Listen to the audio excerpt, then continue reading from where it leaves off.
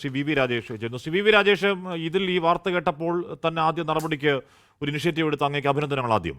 ഇന്നിപ്പോൾ ഒരു സ്പാ അവിടെ പൂട്ടി എന്ന് കേൾക്കുന്നു. എന്താണ് അവിടെ ഉണ്ടായെന്ന് വിശദീകരിക്കാമോ? അത് ഹെൽത്ത് സ്ക്വാഡ് ഉദ്യോഗസ്ഥന്മാരാണ് ഇങ്ങനെയുള്ള വാർത്ത പുറത്തു വന്ന ഉടൻ തന്നെ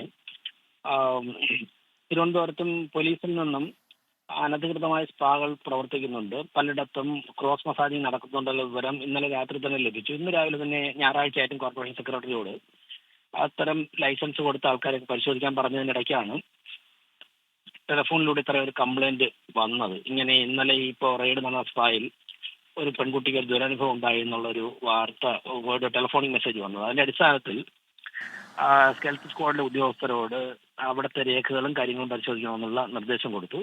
അപ്പോൾ അവിടെ നിയമവിരുദ്ധമായ കാര്യങ്ങൾ കണ്ടിട്ടുണ്ട്, അതുകൊണ്ടാണ് അവർ ആക്ഷൻ എടുത്തിട്ടുള്ളത്. ബാക്കി കാര്യങ്ങൾ അടുത്ത നാളെ, ഇപ്പോൾ വർക്കിംഗ് ഡേ അല്ലേ, നാളെ രാവിലെ പരിശോധിച്ചതിന് ശേഷം പറയാം. ശ്രീ വി വി രാജേഷ്, ഇവിടെ തദ്ദേശ സ്ഥാപനങ്ങളുടെ ഒരു പ്രതിസന്ധി, ഇതിന് കൃത്യമായ ഒരു ഡിമാർക്കേറ്റഡ് നിയമം ഉണ്ടോ എന്ന കാര്യം അറിയില്ല. കാര്യം ഈ ഷോപ്സ് ആൻഡ് എസ്റ്റാബ്ലിഷ്മെന്റ് ആക്ടിന് പ്രകാരം തന്നെയാണ് ഈ സ്പാകളും ജിമ്മുകളും ഒക്കെ പ്രവർത്തിക്കുന്നത്. അപ്പോൾ നമുക്ക് അത് കുറച്ചുകൂടി വികാസത്തിൽ കുറച്ചുകൂടി പുതിയ നിയമങ്ങൾ അതിനുണ്ടാവണം. അത് സമയമെടുക്കുന്നതാണല്ലോ.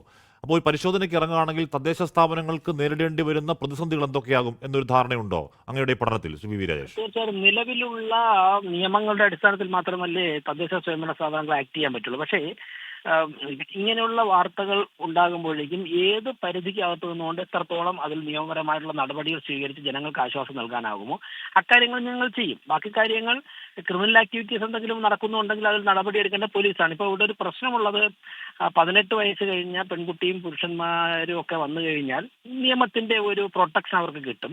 അതിൽ നമുക്ക് ഇടപെടേണ്ട ആവശ്യമില്ല, ഇടപെടാനും പോകുന്നില്ല. പക്ഷേ ഈ ക്രോസ് മസാജിങ് ഒരു കാരണവശാലും അനുവദിക്കാൻ സാധിക്കില്ല. അപ്പോൾ അത് പരിശോധിക്കണമെന്നാണ് പറഞ്ഞിട്ടുള്ളത്. അതുപോലെ തന്നെ മസയർ ഉണ്ടാവണം.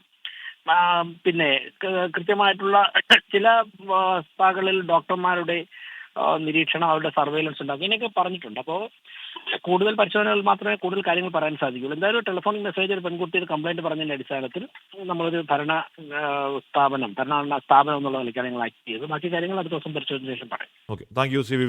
ലോകത്തെവിടെയായാലും ഏത് സമയത്തും 24 വാർത്തകളും ഓഗ്മെന്റഡ് റിയാലിറ്റി പാക്കേജുകളും എക്സ്പ്ലെയിനറുകളും വിശദമായി കാണാൻ ഞങ്ങളുടെ യൂട്യൂബ് ചാനൽ നിങ്ങൾക്ക് സബ്സ്ക്രൈബ് ചെയ്യാം.